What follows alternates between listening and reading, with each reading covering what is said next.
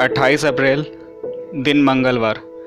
अचानक खबरें आई कि अभिनेता इरफान खान की तबीयत बिगड़ गई है और उन्हें मुंबई के कोकिलाबेन धीरूभाई अंबानी अस्पताल में भर्ती कराया गया है। इसके बाद उनके आधिकारिक प्रवक्ता द्वारा जानकारी दी गई थी कि उनके हालात स्थिर हैं और उन्हें कोलोन इन्फेक्शन के चलते अस्पताल में भर्ती कराया गया है।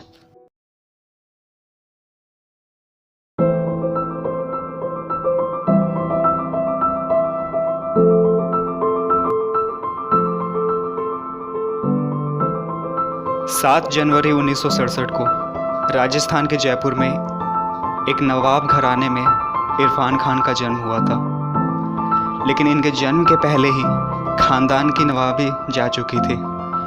इनके पिता का नाम यासिर अली खान था। इनकी एक बड़ी बहन और दो छोटे भाई थे। इनके पिता की टायर की एक दुकान थी, जिसे घर के सबसे बड़े बेटे होने के नाते इन्हें ही संभालना था। पर इरफान को ये मंजूर नहीं था। बचपन से अपने घराने के नवाबी किस्से और राजस्थान के राजाओं से जुड़ी शानो शौकत और रुतबे से जुड़ी किस्से सुनते सुनते वैसे ही शानो शौकत पाने के विचार घर कर गया था उनके मन में, और वो कुछ बड़ा करना चाहते थे जिससे पूरी दुनिया में नाम हो। परिवार में भी इनकी सोच हर मामले में सबसे अलग थी। वो एक शिकार प्रिय परिवार में अकेले शुद्ध शाकाहारी इंसान थे, जिस कारण इनके पिता कहा करते थे कि एक पठान के घर में ब्राह्मण पैदा हो गया है। दोस्तों, क्रिकेट जगत और सिनेमा जगत शुरू से ही हम लोगों के बीच में बहुत ही अधिक लोकप्रिय रहा है, और इन दोनों इंडस्ट्री के लोग शुरू से ही लोगों के बीच काफ़ी ज़्यादा लोकप्रिय हुआ करते थे। और इस बात पर इरफान साहब का भी ध्यान जाता था। बचपन से क्रिकेट में अत्यधिक दिलचस्पी होने के कारण उन्होंने अपना करियर पहले क्रिकेट में ही बनाना चाहा, और इतना अच्छा क्रिकेट खेले कि सीके नायडू ट्रॉफी के लिए भी उनका चयन हो गया। लेकिन 600 रुपये की फ़ीस ना दे पाने के कारण वो उस टूर्नामेंट में भाग नहीं ले पाए। यहाँ आपको बता दें, 80s 90s में 600 रुपये एक बड़ी रकम हुआ करती थी।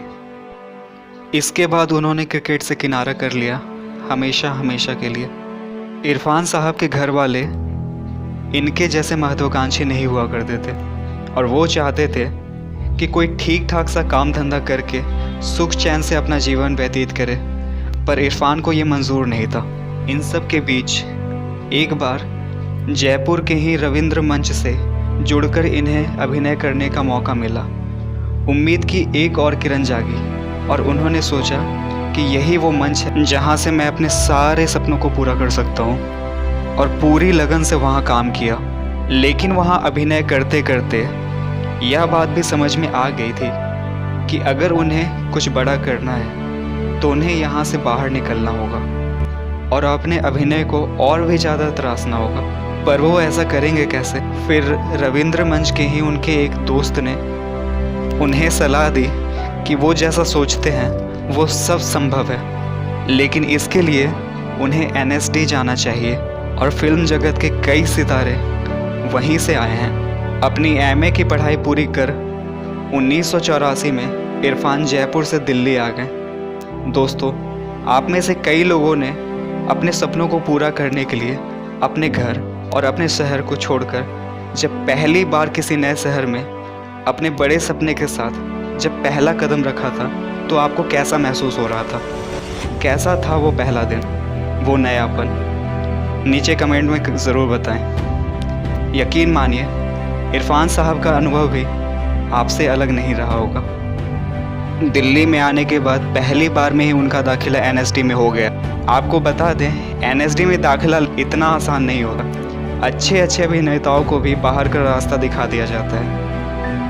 1987 में NSD से पास होने के बाद वो फिल्मी सफ़र के लिए मुंबई निकल पड़े, लेकिन ये इतना आसान नहीं होने वाला था। मुंबई में एक्टर्स के स्ट्रगल के किस्से आज की कोई नई बात नहीं है। तब भी हालात ऐसे ही थे, और नए एक्टर्स को काम मिलना तब भी इतना ही मुश्किल होता था, चाहे आप में अकूत प्रतिभा क्यों ना हो। मुंबई पहुंचने के बाद अकूत प्रतिभा होने के बावजूद भी छोटे मोटे रोल के लिए भी महीनों भटकते रहे, लेकिन कोई काम नहीं मिला। अपना जीवन यापन करने के लिए वो एसी रिपेयर का काम करने लगे। दोस्तों, अगर आप में से भी कोई मुंबई जाकर एक्टिंग में अपना करियर आजमाना चाहता है तो बड़े बड़े अभिनेताओं द्वारा हाईली रिकमेंड एक बात बताना चाहूँगा, अपने साथ एक एक्स्ट्रा स्किल ज़रूर रखें, वरना आपको बहुत दिक्कत हो सकती है, बहुत परेशानी हो सकती है। कई बार पहला रोल पाने के लिए भी सालों लग जाते हैं, तब भी काम नहीं मिलता। ऐसे में वहाँ रहकर ऑडिशन देते देते डायरेक्टर्स और एक्टर्स आपको जानने लगते हैं, जान पहचान बढ़ती है और आपके दोस्त बनते हैं, और कई बार ये दोस्ती बहुत काम आती है, जैसा कि इरफान साहब के साथ भी हुआ था। ये हम आगे देखेंगे। दोस्तों, सुनने में तो ऐसा भी आता है कि एसी रिपेयर करने के काम के दौरान उन्होंने राजेश खन्ना जी के घर का एसी भी रिपेयर किया था। वक्त बीतने के साथ उनको काम मिलना शुरू हुआ। उन्होंने अपने करियर की शुरुआत टेलीविज़न सीरियल से की थी। अगर आप 80s 90s के उस खूबसूरत दौर में मौजूद थे तो आपको याद होगा कि उस वक्त टेलीविज़न के कुछ सीरियल बहुत ही ज़्यादा मशहूर थे। उन्हीं में से कुछ सीरियल थे चाणक्य, भारत एक खोज, बनेगी अपनी बात और चंद्रकांता। इन्हीं टीवी सीरियल से इरफान खान के करियर की शुरुआत हुई थी। इनमें से भी चंद्रकांता की पॉपुलैरिटी तो इतनी ज़्यादा थी कि उसके कई कलाकारों को बॉलीवुड तक पहुंचा दिया था। इरफान साहब भी उनमें से एक थे। हालांकि बॉलीवुड में छोटे मोटे रोल तो वो पहले से भी निभा रहे थे, लेकिन चंद्रकांता ने अपने सारे कलाकारों को एक नई पहचान दी थी। इरफान खान ने साल 1988 में फिल्म सलाम बॉम्बे से बॉलीवुड में डेब्यू किया था। इसके बाद उन्हें फिल्मों में और सीरियल में काम मिलते रहे, लेकिन वो इससे संतुष्ट नहीं थे। वो कुछ बड़ा करना चाहते थे। इसी बीच उनके दोस्त तिग्मांशु धूलिया एक फिल्म बनाने जा रहे थे, जिसमें इरफान साहब को एक निगेटिव लेकिन अहम रोल में कास्ट करना चाहते थे। इरफान साहब मान गए। फिल्म बनी और सफल रही। इसमें उनके निगेटिव किरदार को लोगों ने इतना सराहा कि रातों रात पूरे बॉलीवुड में इनके नाम का डंका बज गया, और इस फिल्म के लिए उन्हें फिल्म फेयर अवार्ड से नवाजा गया। उनका फिल्मी करियर निकल पड़ा। इसके बाद उनका फिल्मी करियर आगे बढ़ा और उन्होंने the warrior, Maqbool, the lunch box, Hindi medium, the namesake, रोग, पान सिंह तोमर जैसी फिल्मों के ज़रिए अपनी एक्टिंग का लोहा मनवाया। आप में से कई लोग इन फिल्मों से अनजान होंगे, लेकिन आपको ये फिल्में देखनी चाहिए।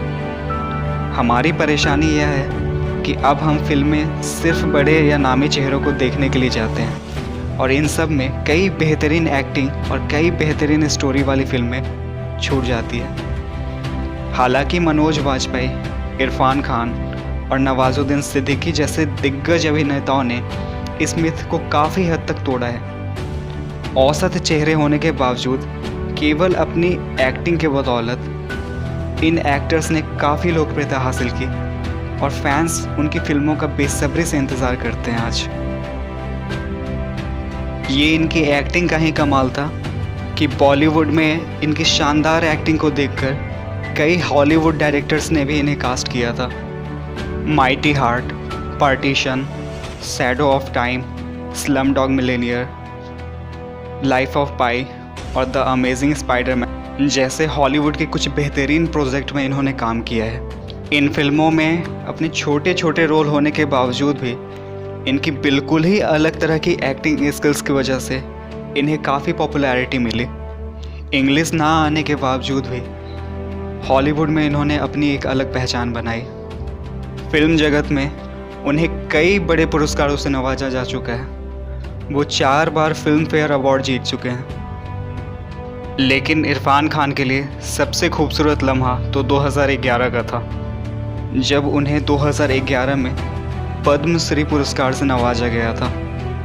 किसी भी फिल्मी सितारे के लिए ये एक बहुत बड़ी अचीवमेंट होती है। इरफान साहब के बारे में कहा जाता है कि ये एक ऐसे एक्टर थे जो अपनी जुबान से ज़्यादा अपनी आंखों से बातें करते हैं। इनका जीवन हम सब के लिए प्रेरणादायक है। जयपुर में एक टायर की दुकान से अपना करियर शुरू करने से लेकर के हॉलीवुड तक का सफ़र तय किया। दोस्तों, जिस मुकाम पे हमने इरफान साहब को देखा, उस मुकाम को पाने के लिए कहीं ना कहीं उन्होंने बचपन से उसका पीछा किया है। ज़िंदगी ने हर कदम पे रुकावटें खड़ी की, लेकिन रोक कभी नहीं पाई।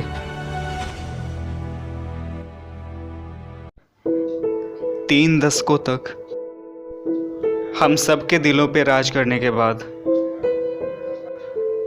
29 अप्रैल 2020 को इरफान साहब ने इस दुनिया को अलविदा कह दिया, हमेशा हमेशा के लिए।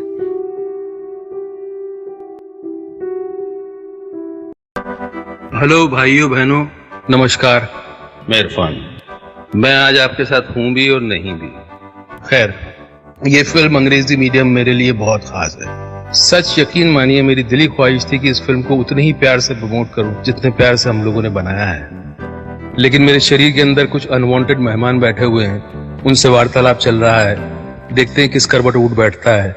जैसा भी होगा आपको इत्तला कर दी जाएगी।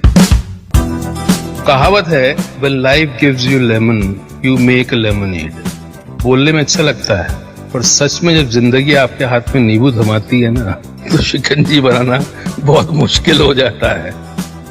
लेकिन आपके पास और चॉइस भी क्या है पॉजिटिव रहने के अलावा? इन हालात में नींबू की शिकंजी बना पाते हैं कि नहीं बना पाते हैं, ये आप पर है। और हम सब ने इस फिल्म को उसी पॉजिटिविटी के साथ बनाया है, और मुझे उम्मीद है कि ये फिल्म आपको सिखाएगी, हंसाएगी, रुलाएगी, फिर हंसाएगी शायद। Enjoy the trailer and be kind to each other and watch the film. And yes, wait for me.